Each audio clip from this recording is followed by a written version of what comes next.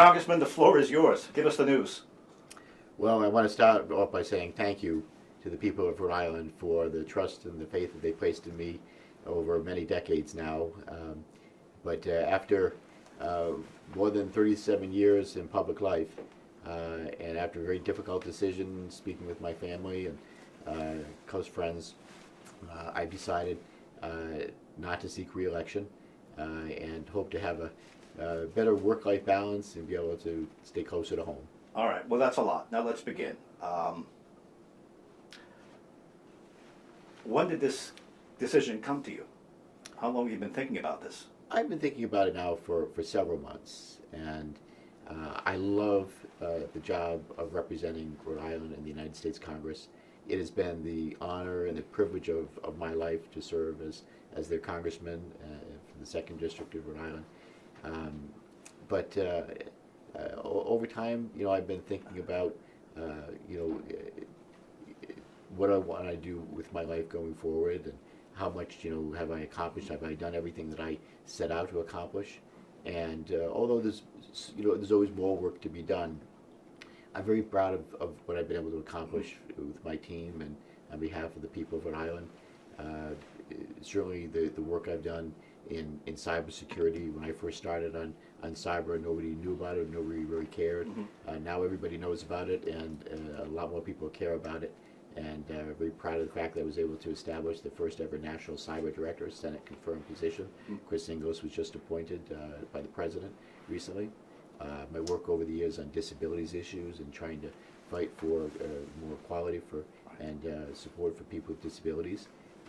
The work that we did with President Obama, one of the proudest moments of my time in Congress, working with President Obama and the delegation when we passed the Affordable Care Act that provided more affordable coverage for millions of people.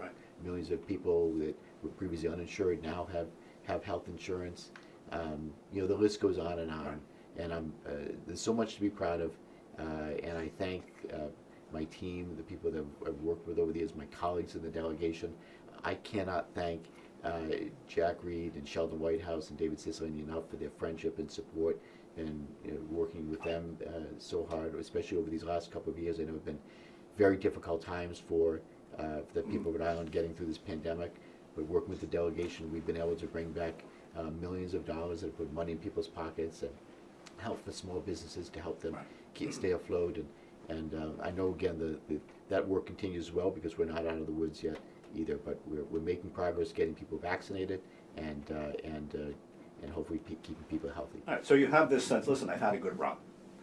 How much, though, does your disability play into this? We know that you have an ordeal when you get up in the morning. It takes you a while to get ready, and traveling can be more difficult for you than others. How much does that play into it? Oh, life is always a challenge for me, and there's no doubt about it. But I never let my disability, those challenges, ever get in my way. I get up every morning and I say, okay, it's going to take me a little longer to get ready in the morning, but I do that, and I go to work, and then I go to work with passion and enthusiasm for the job and realizing the responsibility that I have on my shoulders of representing the people of Rhode Island. It's been the honor and the privilege of my life. But has it become harder for you? I mean, it comes to a certain point we all say, this becomes a lot for someone, especially someone like you. I don't think anyone would begrudge you that. It's amazing what you go through to get up every day and get on planes and get off planes and everything. Yeah. Well, does that factor at all? Well, getting on a plane every week doesn't have the appeal that it used to have. And I would look to do something that allows me to stay closer to home and have a better work-life balance.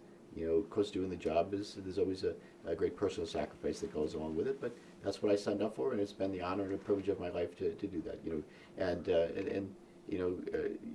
Certainly, getting on an airplane, all the travel and all that, it's certainly an endurance test. But I've managed it all these many years, but it's time. Okay, so now let's go a little tougher. You're leaving at a time where the House will probably flip Republican anyway. Is that a factor in why you're getting out? It's way too early to say who's going to be in charge in November. I think that the Democrats, if the American people focus on what Democrats have done for the American people, and working with President Biden, certainly the American Rescue Plan that has put money in people's pockets. It's helped provide support for our small businesses so they could keep their workforce intact, keep their doors open, keep them afloat. The funds that we've been able to bring back to the state to help cope and deal with the pandemic. The infrastructure bill that we just passed is going to bring over $2 trillion, $2 billion to Rhode Island. A $1 trillion infrastructure package that's going to fix our roads and bridges. When the American people focus on those things, I really believe that we have a better than a decent shot of maintaining majorities in both the House and the Senate. You've got a good sense of humor. In other words, if everybody would just look away from every poll, Well, that shows the Republicans flipping the House. But you're saying whatever it is, that's not a factor. It's not a factor. Okay. It's too early to say who's going to be in control of the House and Senate. As I said, I think that if we focus on what Democrats have delivered for the American people, I think that Democrats have a good chance of retaining the House, the majority in the House and the Next Senate. question, is it because you fear that you might be beat this time around? Not at all. I have had very strong re-elections with the support of the people of Rhode Island over the last more than 2 decades now.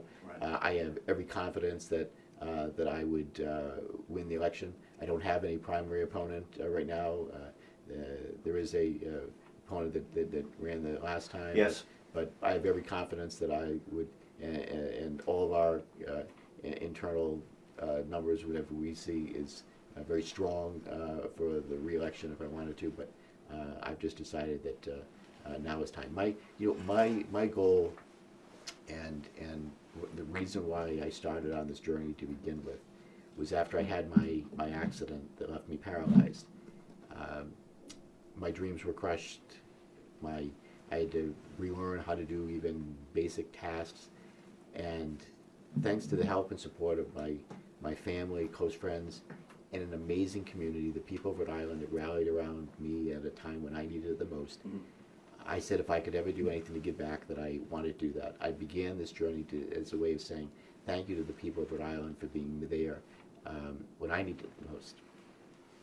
And that's why I entered public service. And I've been honored and privileged to serve all these years as a way of giving back, and my hope and my goal to give good public service to the people of Rhode Island, and then be able to leave on my own terms when I'm ready. And I just feel that now is that time. Thank you, Rhode Island.